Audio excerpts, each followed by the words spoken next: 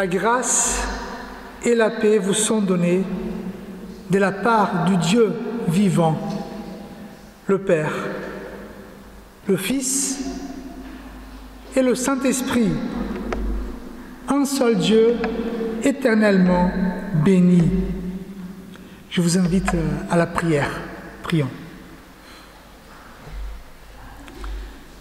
Seigneur, fais-nous contempler ta grâce et accorde-nous ton salut. Nous écouterons ce que dit le Seigneur, le Dieu fort, car il parle de paix à son peuple. Amen. Je vous invite à suivre le texte qui se trouve en Daniel, chapitre 1. Nous allons lire à partir du premier verset.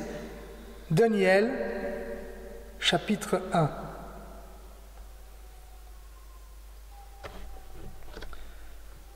La parole de Dieu nous dit: la 3e année du règne de Joachim, roi de Juda, Nabuchodonosor, roi de Babylone, marcha contre Jérusalem et l'assiégea. Le Seigneur livra entre ses mains Joachim, roi de Juda, et une partie des ustensiles de la maison de Dieu. Nabuchodonosor emporta les ustensiles au pays de Shinéar, dans la maison de son Dieu. Il les mit dans la maison du trésor de son Dieu. Le roi donna l'ordre à Ashpenaz, chef de ses eunuques, d'amener quelques enfants d'Israël de race royale ou des familles nobles, des jeunes garçons sans défaut corporel, beaux de figure, doués de sagesse, d'intelligence et d'instruction, capables de servir dans le palais du roi, et à qui l'on enseignerait les lettres et la langue des Chaldéens. Le roi leur assigna pour chaque jour une portion des mets de sa table et du vin dont ils buvaient, voulant les élever pendant 3 années, au but desquelles ils seraient au service du roi. Il y avait parmi eux, d'entre les enfants de Juda, Daniel, Anania, Michaël et Azaria. Le chef des eunuques leur donna des noms. À Daniel, celui de Belteshazzar, et à Anania, celui de Shidrak, à Michaël, celui de Meshach, et à Azaria, celui d'Abnego. Daniel résolut de ne pas se souiller par les mets du roi et par le vin dont le roi buvait, et il pria le chef des eunuques de ne pas l'obliger à se souiller. Jusqu'ici, la parole de Dieu. Prions. Seigneur, conduis-nous, Seigneur, dans cette démarche d'apprendre ta parole. Mais nous voulons, Seigneur, suivre le chemin spirituel pour que ton esprit parle à nos cœurs. Sois avec nous tous. Amen. Je ne sais pas si vous avez déjà vu le film qui s'appelle Le Parrain. C'est un film assez connu quand même, des mafieux italiens aux États-Unis. Mais ce n'est pas le plus important. En fait, il y a une scène très intéressante. C'est quand le chef des mafieux, il est en train de parler à un curé. Il parle du christianisme. Et en fait, le chef, il dit: mais voilà, monsieur le curé, le christianisme est partout. Et donc le curé, pour expliquer un peu, il prend dans une fontaine un caillou qui était tout mouillé. Donc il montre ce caillou à Don Corleone, il dit: voilà le christianisme. Quand on regarde le caillou, il est mouillé. Mais quand on les casse, donc à ce moment il casse le caillou, à l'intérieur il est sec. Voilà le christianisme aujourd'hui. Et c'est vrai, quand on sort d'ici du temple, où on va, on trouve des croix, on trouve des églises, on trouve des temples, on trouve des symboles religieux. Nous avons un calendrier religieux aussi. Donc le christianisme, il est partout. Mais quand on regarde les bancs des églises et des temples, on voit qu'il y a quand même une partie sec. En fait, frères et sœurs, nous ne vivons plus dans le monde d'avant, où il y avait une culture chrétienne assez pertinente. La France, qui est connue pour être la fille de l'Église, voilà, marche loin de ce qui est vraiment chrétien. En fait, la question qu'on se pose aujourd'hui, comment être chrétien dans un monde non chrétien? Et le texte qui raconte l'histoire de Daniel et ses amis nous donne des pistes. Comment être chrétien dans un monde non chrétien? Quand on regarde un peu ce qui s'y passe dans l'histoire, on voit que les garçons qui habitaient en Juda, ils étaient là, dans leur pays, bien et heureux. C'est vrai qu'à cette époque-là, selon le texte biblique, au niveau religieux, Juda n'allait pas très bien. Son roi n'était pas trop sympathique, là, il était un peu idolâtre. Mais apparemment, ils étaient dans leur pays, tout s'est passé bien, mais un jour, la nation a été subjuguée par une autre nation plus puissante, la Babylone en l'occurrence. Selon le texte, le roi Joachim a été livré par Dieu à Nabuchodonosor, donc la volonté de Dieu. Et ces garçons-là, qui n'étaient pas les seuls, bien évidemment, ils ont vu leur pays, la chute de leur pays. Ils ont vu des morts, des guerres, des morts dans la ville de Jérusalem. Ils ont vu les ustensiles du temple être profanés. Comme vous le savez, dans l'Ancien Testament, les ustensiles étaient consacrés, étaient sanctifiés, donc ils étaient sacrés. Donc prendre les ustensiles pour les emmener, les apporter dans un autre temple idolâtre, c'était profane. Et donc, on pouvait dire, mais ça ne peut pas être pire. Mais quand on regarde, oui, cela a pu être pire. Cela a été pire finalement, parce que ces garçons étaient pris comme esclaves.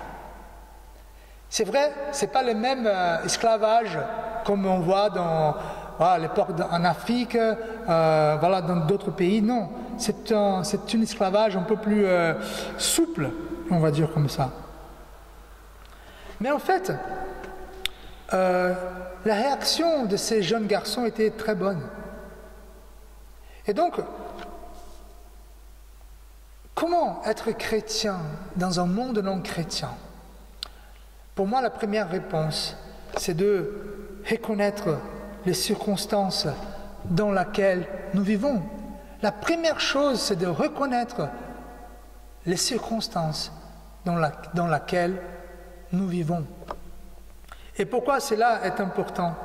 Parce qu'on pouvait venir ce matin au temple en disant « l'église, le temple sera rempli des gens, il y aura des jeunes, il y aura un tas de gens ». Mais ce n'est pas notre réalité. On pourrait dire « c'est bien si tout le masse d'asile était convaincu pour Christ ». Ce n'est pas la réalité, donc il faut reconnaître dans quelle réalité nous sommes. Mais si la première réponse pour la question être chrétien dans un monde non chrétien est reconnaître notre environnement, la deuxième réponse c'est avoir une spiritualité saine. Quand on regarde ici le texte, on voit que Nabuchodonosor chercher des jeunes, mais pas quelques jeunes, pas n'importe quel jeune. Il a une liste d'exigences assez compliquées. Là, il dit enfants d'Israël, de race royale ou des familles nobles, des jeunes garçons sans défaut corporel, beaux de figure, doués de sagesse, d'intelligence, d'instruction, capables de servir dans le palais du roi. Voilà quand même, hein, les niveaux là a été mis là-haut. Moi, je ne passerai pas, hein, parce que déjà, race royale, famille noble, voilà, ça, non, c'est pas possible. Mais on voit quand même que ces garçons-là, et dans toutes ces caractéristiques qui sont mentionnées, il y a une qui me saute aux yeux. C'est quand il dit doué de sagesse. En fait, dans la culture juive, la sagesse, c'est pas l'intelligence, c'est pas la ruse. C'est en fait, selon le propre texte biblique, c'est la crainte du Seigneur. C'est pas la crainte, c'est pas la peur, mais c'est plutôt le respect, l'honneur. Et donc, sans la crainte du Seigneur et l'obéissance à sa volonté, personne ne pouvait être vraiment sage. Et donc, ces garçons étaient reconnus publiquement qu'ils étaient sages, des garçons qui entretenaient une relation avec Dieu, une spiritualité très saine. Et en fait, pour entretenir, pour cultiver une spiritualité saine, il faut aimer Dieu de tout ton cœur, de toute ton âme et de toute ta pensée. Mais ce n'est pas que cette proximité avec Dieu, mais il y avait quand même cette relation qu'ils avaient avec eux-mêmes. Je vous explique. Ils étaient bien dans leur basket, ils étaient bien avec eux-mêmes. Nous pouvons remarquer que ces jeunes étaient préparés à n'importe quel service. Ils étaient doués d'intelligence, d'instruction, capables de servir dans le palais du roi. Ces enfants étaient l'orgueil, la fierté de la nation. Ils étaient les meilleurs. Mais ce qu'on peut constater d'emblée, c'est que oui, ils avaient une relation avec Dieu, ils étaient sages, mais quand même, ils cherchaient un épanouissement personnel. Ils cherchaient les études. Ils cherchaient à grandir dans les connaissances. Ils cherchaient être, pas parfaits, mais être bons en ce qui leur était proposé.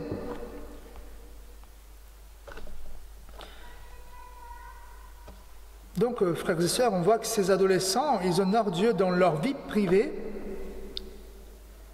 et dans leur spiritualité, dans la relation avec Dieu. Leur spiritualité intérieure s'exprimait dans leur vie, dans la façon dont ils vivaient tous les jours, cherchant à connaître Dieu et l'épanouissement personnel. Quand on regarde, nous croyons que ces jeunes étaient brillants, non seulement parce qu'ils étaient doués, mais parce qu'ils entretenaient une relation avec Dieu. Quand nous savons aimer Dieu, nous savons nous aimer. L'un des problèmes aujourd'hui, c'est qu'on dit qu'on aime Dieu, mais nous ne savons pas nous aimer. Chercher une évolution personnelle. Et en fait, une spiritualité saine cherche l'équilibre spirituel, mais aussi un équilibre intérieur. Et en tant que chrétien, notre spiritualité dépend intégralement de Jésus. C'est Jésus qui a fait le chemin entre notre cœur angoissé et Dieu. C'est Jésus qui a approché Dieu de nous. C'est lui qui a fait ce chemin, c'est lui qui est mort pour nos péchés, c'est lui qui a apaisé la tempête de nos cœurs. Donc, la spiritualité du chrétien se résume à aimer sincèrement Jésus et être comme lui, à savoir aimer nos prochains. Alors, sans cela, toutes pratiques spirituelles sont mortes, faibles. Si nous n'aimons pas Jésus, la prière, la lecture biblique, les bonnes œuvres sont mortes. Donc, comment être chrétien dans un monde non chrétien? D'abord, reconnaître les circonstances. Deuxième lieu, avoir une spiritualité saine, avec Dieu, bien évidemment, et avec nous-mêmes. Et pour finir, la troisième partie de la réponse, c'est garder notre identité. Quand nous nous approchons de Dieu, ou lorsque nous cherchons cette spiritualité intégrale, ça veut dire qu'elle touche toute la vie, nous pouvons traverser n'importe quelle tempête. Nous pouvons être lumière du monde et sel de la terre. Pourquoi? Parce que nous savons ce que nous sommes, et nous sommes enfants de Dieu. Est-ce que vous avez vu le film « La vie est belle » ? C'est un film d'une famille juive qui est amenée au camp de concentration. Et donc, le père et le fils sont séparés de l'épouse. Et donc, l'histoire raconte tous les moments où le Messie essaye de laisser souple la situation pour son fils. Et donc, bien évidemment, il était dans un moment difficile. Il était marqué, il était réfugié. Finalement, même tout cela ne l'a pas empêché d'être ce qu'il était, le père de ces garçons. Et donc, les moments difficiles vont arriver et nous ne pouvons pas perdre notre identité. Et quand on regarde le texte de l'histoire de Daniel, on voit quand même que ce que Babylone a essayé de faire, c'est de faire ces garçons oublier ce qu'ils étaient. En fait, la Babylone avait deux manières deux politiques de domination. La première politique, c'est la destruction. La puissance militaire venait pour ravager le pays, pour s'emparer. Et la deuxième politique, c'est l'intégration culturelle. Je vous explique. Donc, il faisait un peuple, un pays devenir partie de la Babylone. Pourquoi? Comme ça, il y aurait moins de morts et aussi plus d'impôts. C'est ça que la Babylone voulait faire. Voulait que ces jeunes-là apprennent la langue, apprennent la culture babylonienne, pour que, en revenant de la Babylone, ils puissent faire de Juda une petite Babylone. Et comment on peut constater ça? Déjà, avec le festin du roi, parce que le roi voulait partager tous les jours son festin, et en plus les changements des noms. On voit que les noms qui ont été attribués aux jeunes là, des noms qui parlent de Dieu, par exemple, Daniel, Dieu est mon juge, Anania, l'Éternel fait preuve de grâce, Michaël, qui est Dieu, et Azaria, c'est lui qui l'Éternel aide. Il change par des noms païens, par exemple, Daniel deviendra Belshazar, Baal protège la vie. Voilà, Baal, c'est un dieu des Babyloniens. Anania devient Shadrach, l'ordre d'Aku. Aku aussi, c'est un dieu des Babyloniens. Michaël devient qui est Aku, et Azaria, serviteur de Nebo, qui devient Abed-Nego. Donc tout cela pour le faire oublier ce qu'ils étaient. Et on peut se dire, mais Daniel, il a accepté les changements des noms, des prénoms, mais n'a pas accepté la nourriture. Pourquoi? En fait, parce que changer des noms, ça ils n'allaient pas oublier leur prénom, c'est clair. Mais le festin pouvait toucher leur cœur. Jour après jour, en mangeant de bonnes choses, en buvant du bon vin, ça pouvait tordre et tourner leur cœur. C'est pour ça que Daniel va demander au chef des eunuques de ne pas manger. Alors, frères et sœurs, quand notre relation avec Dieu elle est profonde, lorsque notre spiritualité est saine, nous pourrons nous rendre compte des nuances et des subtilités des choses qui nous font oublier notre foi, oublier notre Dieu, oublier ce qui nous sommes vraiment. En plus, cette proximité et amitié avec Christ nous aidera à ne pas nous contaminer par tous les charmes et luxe de la tentation. C'est vrai que la tentation est toujours belle. Elle ne vient jamais moche. Et les tentations et les péchés, finalement, servent pour que nous oublions qui nous sommes, que nous sommes enfants de Dieu. Et quand on regarde la tentation de Jésus-Christ, quand Satan vient pour le tenter, on voit la tentation pour la satisfaction. Quand Satan dit si vous avez faim, demandez du pain, faites que le pierre devienne du pain. La tentation pour le pouvoir, quand Satan dit allez, saute, et les anges vont venir. Les pouvoirs sur les anges, les pouvoirs au ciel. Et la tentation pour l'adoration, quand Satan il dit je te donne tous les mondes, il faut juste que tu te prosternes devant moi et je te donnerai le monde. Les tentations qui avaient l'intention de faire Jésus oublier qu'il était le Fils de Dieu et la mission qu'il avait de sauver ses enfants. Donc pour être chrétien, et je conclure là, être chrétien dans un monde non chrétien, d'abord,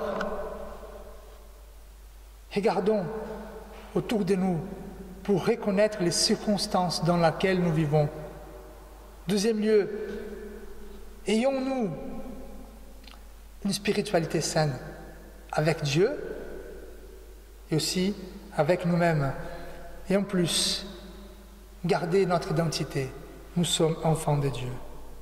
Le monde n'est plus influencé par la culture chrétienne, tant bien que mal. Mais si le monde change, nous ne changeons pas. Je vous invite à la prière. Seigneur, Dieu d'amour, aide-nous, Seigneur, à vivre dans ce monde. Que nos convictions restent. Seigneur, aide-nous à reconnaître le changement. Aide-nous à reconnaître ce nouveau monde dans lequel nous vivons. Mais aussi, Seigneur, par ton esprit, qu'on puisse garder une spiritualité saine, qu'on puisse garder toutes les pratiques spirituelles, qu'on puisse chercher Jésus-Christ et ta face, Seigneur. Et que nous aussi, nous puissions prendre soin de nous-mêmes, que nous aimons, Seigneur, nous-mêmes. Et Seigneur, par ton esprit, que nous puissions savoir toujours ce qui nous sommes. Nous sommes tes enfants. Amen.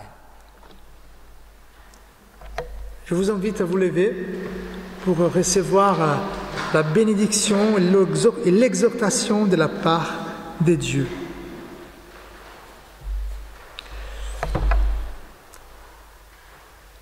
Le Christ est mort pour nous tous, afin que ceux qui vivent ne vivent plus pour eux-mêmes, mais pour celui qui est mort et ressuscité pour eux.